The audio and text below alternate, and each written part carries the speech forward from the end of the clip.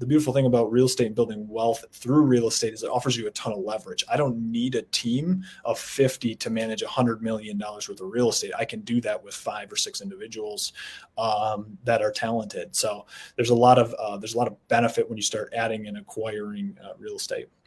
And how did you talk to us about your first commercial deal? How did you get that? Was that from basically like doing flips, developing cash flow, as you mentioned, taking that cash flow and then investing that into a holding, into a buy and hold? Is that what you did? That's 100% it. So in my 20s, my wife and I said in our 20s, we're going to work really, really hard. So in our 30s, we would have passive income and cash flow from most of our stuff. So I flipped for almost a decade before I bought and held.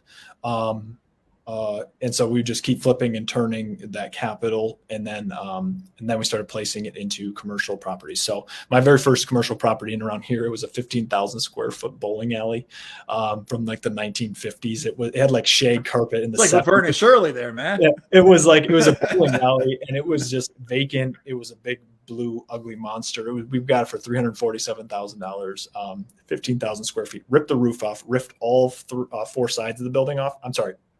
3 sides of the building off, completely put a new face on it, put a new roof on top of it. I basically bought the shell and then I divided it up into 5 different retail front stores. And now it's completely full. We put $1 million, maybe $1.2 million, $1.5 million into the deal. And it just appraised for $2.3 million. Is that $1.2 million or $1.5 million, including the acquisition? Including the no, that doesn't include acquisition. Okay. So you're looking at like 1.8 ish, and then it appraised for 2.3. Okay, so that's a $500,000 gain in wealth right there. Yep, just immediately. And it's the same thing with houses. It's the same thing with the thing that I like about commercial real estate is a lot like a vacant house. A vacant house will sell for what the comps around it sell for. Right. So if a house is a 3-bedroom, 2-bath with a 2-car, it's going to sell for, even if there's a tenant in there or not a tenant, it's going to sell for relatively the same price. Right. Sure.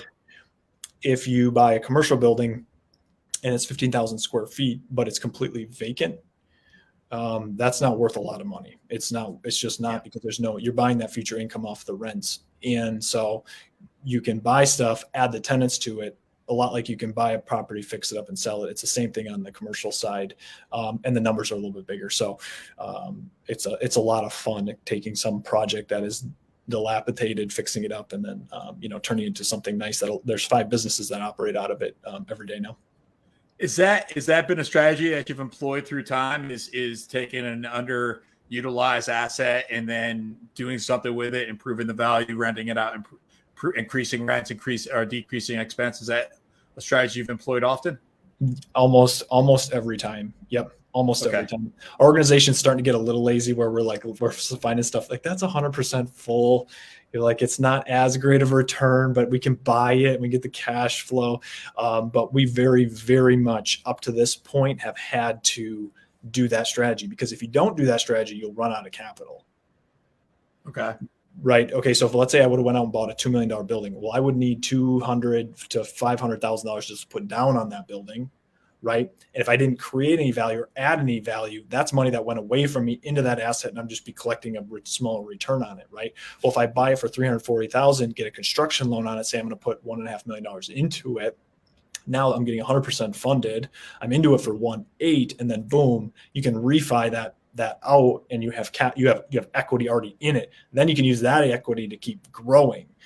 So if you wait and save money, put it onto the asset, it could return to you at 10% rate. It could take a long time, but if you create it, you get to create the value immediately, create cash flow immediately, and you have that equity to continue to keep rolling and growing your portfolio. You got to be very disciplined, but it can be done.